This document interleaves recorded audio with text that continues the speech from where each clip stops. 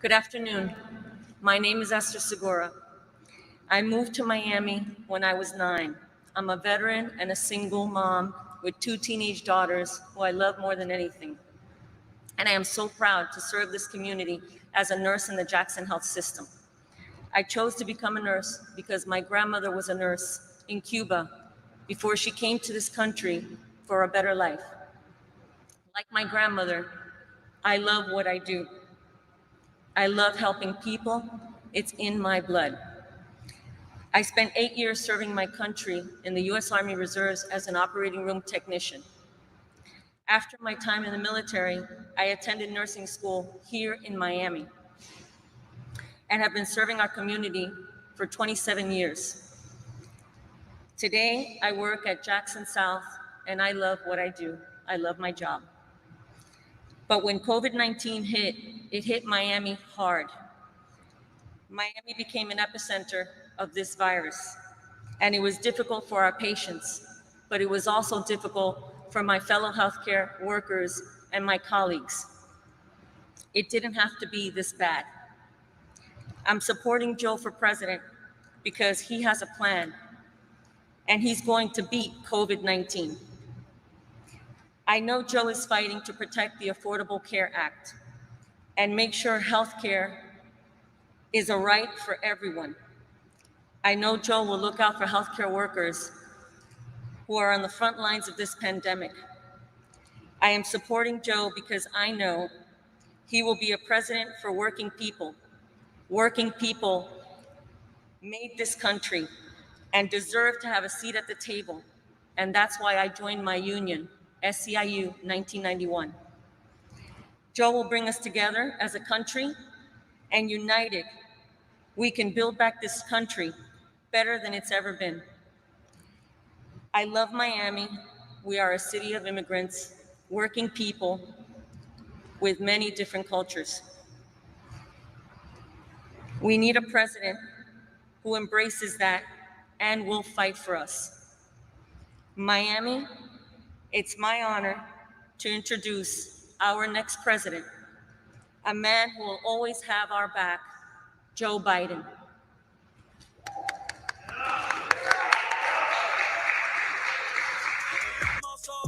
Que Dios proteja a los niños y a los mayores, a las enfermeras y los doctores, a Puerto Rico dura y temblores. Good afternoon, everyone. It's great to be back in Miami. And thank you, Esther. I told you our family has been, unfortunately, a considerable consumer of healthcare. Please all sit down. Of healthcare. And I've learned from personal experience as my sons, my daughter, my wife, my family has learned. If there are any angels in heaven, they're all nurses, male and female. Docs let you live. The nurses make you want to live. I really mean it. You're there at the tough times. And by the way, thank you for your service in the military, but also thank you for the beginning of this pandemic. Being a surgical nurse wasn't easy when there wasn't the PPE available to all of you as you walked in those operating rooms and dealt with all the problems. I know my son is a physician, my son-in-law is a physician, surgeon in Philadelphia. And the stories at the beginning of this process when we should have had everything available. So thank you, not only for your skill and your courage, but for your bravery in doing what you've done. And I want to thank you for the care and dedication that you and all your fellow SEIU members, all your nurses show up and struggle with illness. You're coping with the loss of a loved one in terrible times. So many of you had to hold a phone to a patient's ear to say goodbye to a family member because they couldn't be there, they couldn't see him in the hospital as they passed. And I want to thank Victoria for sharing her family's journey with us today. Victoria and I were talking a little bit earlier. I was in South Asia speaking with a president, and he asked me what made America unique, and I said immigration, because it's the history of this country. And he looked at me funny. He said, "Why is that?" And I said, "Because almost everybody who's come here, other than those who came in chains 400 years ago beginning, came because they were escaping something, and it took enormous courage. I really mean this. Think about it. Enormous courage to leave everything they knew, everything that was familiar, sometimes leaving family members, to get in a boat, a plane, train, whatever the means was, to be able to leave and start a new life. And to do that, you have to have optimism, courage. You have to be resilient. You have to be willing to believe you can make things change for the better. That's what's built this country, immigration. We are, not figuratively, it's a phrase used but not often fully appreciated, a nation of immigrants. That's why we're the most unique and strongest nation in the world. It's family like yours and Esther's that have made this country what it is through the hard work and faith and perseverance. The richness and beauty of Miami is built from the connections of family, culture, values that we share with our friends throughout the Caribbean and Latin America. Earlier this afternoon, I visited Little Haiti. It's been some years since I've been there when the earthquake occurred, and I came to deliver some assistance to the Haitian community, as well as making sure we had temporary protective status granted. It's a cultural complex, and now here at the site named for one of Cuba's most celebrated poets and thinkers. This city is living proof of the incredible strength we draw from families and communities from every culture choosing America. So thank you, Victoria, for choosing us. And I'm really honored that you're going to vote for me in your first election. I promise you I will not let you down. I promise you I will not let you down. Let me also say at the top, my prayers continue to be with the President and the First Lady for their health and safety, as they, like so many American families, are dealing with COVID-19. I was glad to see the President speaking and recording videos over the weekend. Now that he's busy tweeting campaign messages, I would ask him to do this. Listen to the scientists. Support masks. Support a mask mandates nationwide. Require masks in every federal building and facility and interstate travel. Urge every governor and mayor to do the same. We know it saves lives. His administration just rejected a mask mandate for public transportation on Friday. The SEIU came along and said, we need to be protected. And they said no. I believe that was wrong and not very rational. Experts say that universal masking could save, between now and January, 100,000 lives. Let me say that again.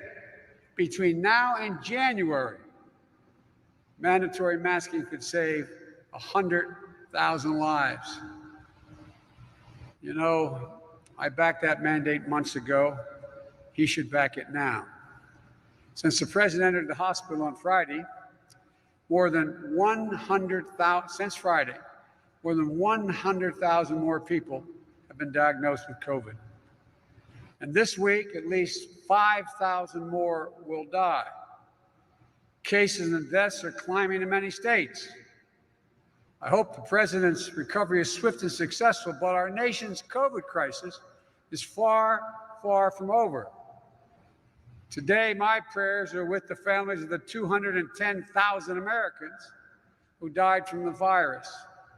All those families, I got up this morning, there was an empty chair at the breakfast table.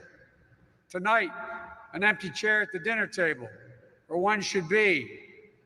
A husband, wife, son, daughter, mother, father.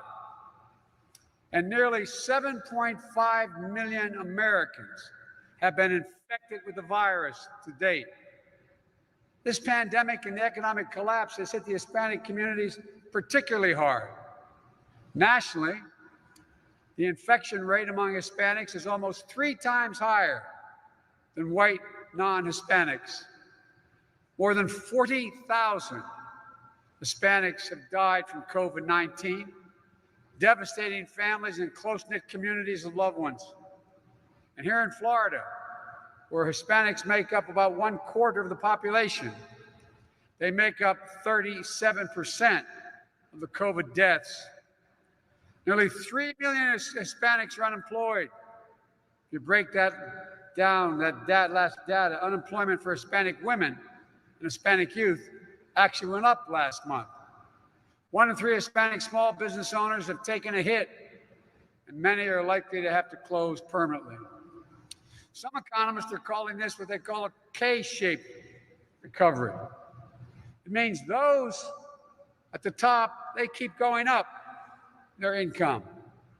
But everyone from the middle and lower income, it keeps going down, keeps getting worse. It means that essential workers, so many of whom are Hispanic, who have sacrificed to keep us going through this pandemic, are being left behind by the most unequal recovery in modern American history. Because while workers are struggling, this is a shocking statistic, but it's true, the top 100 billionaires in America have done pretty well. Just since the COVID crisis, they have made an additional $300 billion. The top 100 made an additional $300 billion. For everyone else, though, they got the bottom half of that K, downward, the downward slide. You're left to figure out how you're going to pay your bills, put food on the table, pay the rent, or if you're lucky enough to own a home, when you have enough money to pay the mortgage. How to balance doing your job with being a teacher to your kids because their school has gone remote. You're asked to risk your neck because you can't work from home, or the risk of COVID are mostly kept outside. Because you're one of our first responders, a union nurse like Esther, or on an assembly line, or working in a customer service or tourism industry, or at a checkout counter, or police officer, a firefighter. I know this is an easy time, but I also think this pandemic has just helped us rip off the blinders in this country as how inequitable so many things are. People didn't even realize until now they've seen it. I truly believe we have a tremendous opportunity to turn this moment of crisis into a moment of great progress for the country. That's why I've laid out a comprehensive agenda, not just to rebuild our communities, but to build them back, make bold investments in them so we can build back better than before the crisis. An independent analysis, the president talks about, he loves talking about Wall Street. He never talks about Moody's on Wall Street that pointed out they did a detailed assessment of my economic plan and his. And here's what Moody's concluded. They projected my economic plan will create 18.6 million jobs, 7 million more jobs than the president's economic plan will in 4 years, and $1 trillion more in growth than the president's plan. And here's how it works. I'm not going to raise taxes on anyone who makes less than $400,000 a year. You won't pay a penny more, I guarantee you. But I'm going to ask the big corporations and the super wealthy to begin to pay their fair share. It's not punishment. It's just about time you start paying your fair share. The money we raise from making sure they pay their fair share will allow me to invest it in working people and a growing middle class. When I announced, I said I wanted to rebuild the backbone of this country. Working folks, the middle class. They weren't built by Wall Street, it was built by labor. Advanced racial equity across the economy to make sure everyone is included in the deal this time. We're going to invest in creating millions of good paying jobs, union jobs, in manufacturing and technology. making sure our future is made in America. In infrastructure, building roads, bridges, highways, ports, and airports, like I was able to do when I ran the Recovery Act for our administration, putting billions of dollars in the port of Miami, creating so good, hard-working people with good, decent union jobs, able to accommodate the new super tankers coming through the canal, generating some stability. My plan will make sure Hispanic communities benefit from hundreds of billions of dollars in investments to fill the cracks in the sidewalks, install broadband, close the digital divide, create spaces to live, work, and play in safely. And in clean energy, we upgrade 4 million buildings, weatherize 2 million homes. We'll create at least, the estimates are, at least 1 million good-paying jobs and save us millions and millions of barrels of oil. We're going to meet the threat of climate change and invest in strengthening climate resilience, where we are already dealing with the existential threat of climate change. I don't have to tell you in Miami. I have to tell you in South Florida, or in my state, which has the lowest sea level, lowest degree of height from sea level than any state in the nation.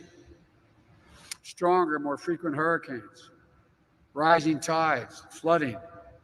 And no matter what the president says, maybe you should consider dropping an atomic weapon on a hurricane coming our way. It's not a good idea. It doesn't work. Look, that's not some distant future in Miami or South Florida. You're dealing with it right now. What do you have to do? Get knocked in the head to understand it? We're going to make sure the small businesses come out the other side of this crisis with access to capital and the ability to deal with their debts. My plan will get $50 billion in capital flowing to small businesses, which will get repaid in employment and taxes, especially minority-owned small businesses, and make another $100 billion in low-interest loans available to those businesses to get back on their feet and stay alive. Because you know as well as I do, and ethnic communities, they are the heartbeat. They're the center of a community. Whether it's a grocery store, a beauty shop, a barber shop, the hardware store, the essence of a community. We're going to make investments to increase incomes as well. It's long past time. I've worked with Governor Cuomo to get it done in New York and other governors across the country. No one should have to work 2 jobs to be able to be 40 hours a week so they're above the poverty rate. $15 should be a minimum wage in the United States of America, period. And for our essential workers, we're not just going to praise you. We're going to begin to pay you a good wage, ensure you have strong benefits. We're going to ease the burden of the major costs in your life. And what are they? Healthcare. We're going to build on the Affordable Care Act, which gave 4 million Hispanic people in this country health insurance by adding a new health insurance option, a not-for-profit public option. We're going to give private insurers a real competitor. We're going to increase subsidies so your premiums are lower and you can afford plans with lower deductibles and lower out-of-pocket expenses. We're going to take on the pharmaceutical industry, a plan that slashes the cost of prescription drugs by 60%. And I think I'm making these numbers up. If we just let Medicare negotiate independently for all the drugs they purchase, I promise you the rates are going to fall through the floor. Affordable and accessible. Every 3- and 4-year-old will have access to a free, quality preschool. All the studies at your great universities and all the ones around the country have shown that no matter what zip code a child comes from, no matter what background, if they go to preschool, not daycare, preschool, in school at 3, 4, and 5 years old, they increase exponentially by over 50%. The prospect they'll go through all 12 years and many beyond. And we'll make sure that low and middle income, and by the way, the total cost of that, it's called Title I program. We now spend $15 billion in school districts that don't have high tax rates. Well, guess what? You change that to 45, you can put every one of these kids in school, pay the teachers a legitimate rate, and make sure you have school psychologists and social workers in those schools. We're going to make sure that for childcare, for someone under the age of 6, no one ever has to pay more than 7% of their income for their young children to get quality childcare. Because if you truly want to reward work in this country, we have to ease the financial burden of the care that families are carrying. Even before the pandemic, and many of you know it, and many of you are doing it, millions of working families faced enormous financial and personal strains trying to raise their kids and care for their parents or loved ones living with a disability. It's going to sound strange, but when I first got elected, when I was 29 years old in the Senate, right after I got elected, my wife and daughter were killed. My 2 sons survived after hospitalized for a long time. I needed help to do my job. I could not possibly afford childcare, even though I was making a really good salary of $42,000 a year, more than I had ever made. But I couldn't afford it. Being a single mom or dad or a family that has 2 people working with young children, it's incredibly costly. And by the way, and the professional caregivers out there, home health workers, child care workers, who are more often women of color, and immigrants, and too often underpaid, unseen, and undervalued. That's why my Build Back Better plan will elevate the compensation, benefits, and dignity of caregivers and workers and early childhood educators. That's what we're going to do. It's also going to invest in education beyond high school. We're going to make, if you qualify to get into community college, you'll automatically be able to go, and you'll be able to go for free. If you are qualified to get into a 4-year public school in your state, public college, and your family makes less than $125,000 a year, you get to go free. If you're buying your first home, you're going to have a tax credit up to $15,000 to get there. What happened after the Great Recession and this one? An awful lot of you are in the range in age from the millennials who started off back in after 9/11 all the way to the people graduating this year are not in a position to do that because your jobs have been postponed or non-existent. But providing an opportunity can get you into the system. We're also going to protect Social Security, increase the benefits for millions of seniors. We're going to do that all in a partnership and lockstep with the Hispanic community.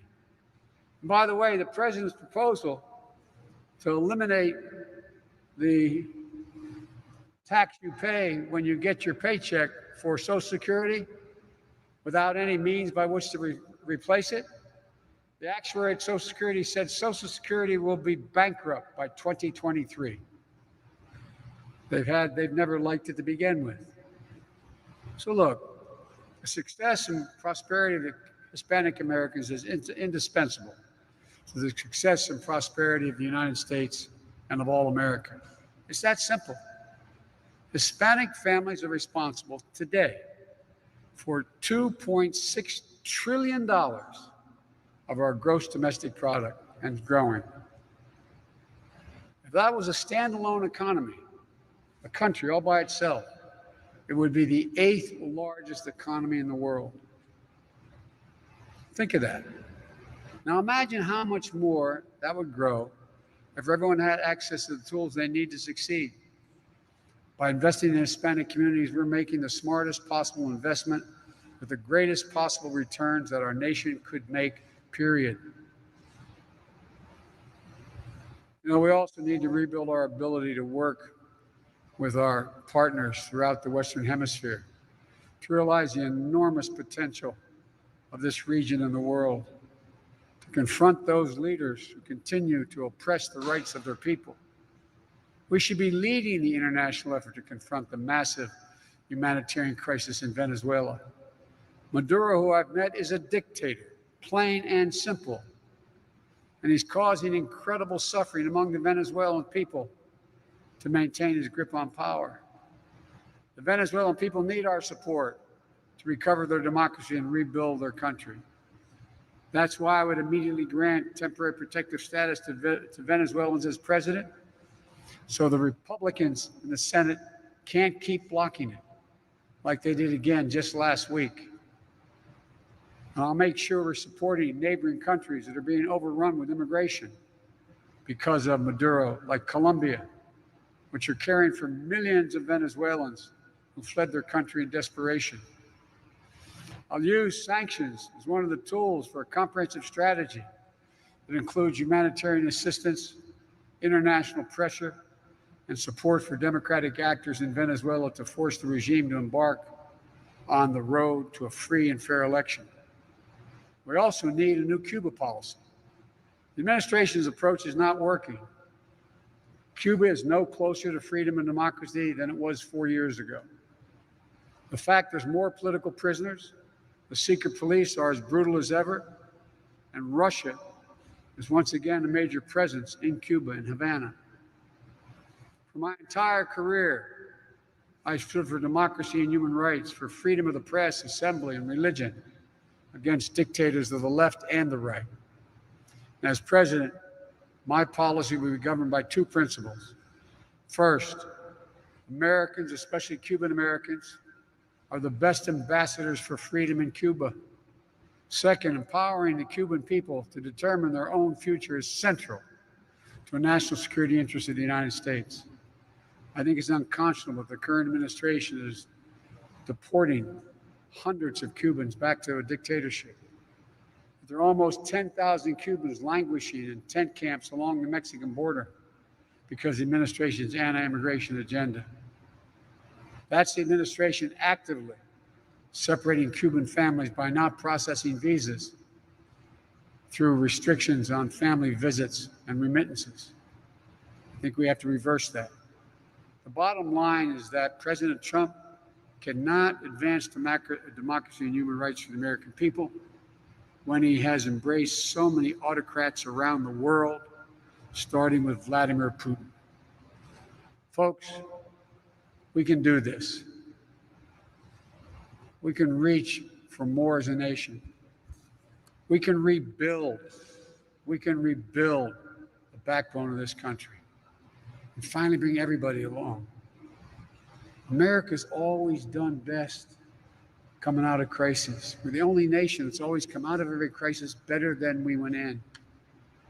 We can build a new administration that reflects the full diversity of our nation, including Hispanic communities.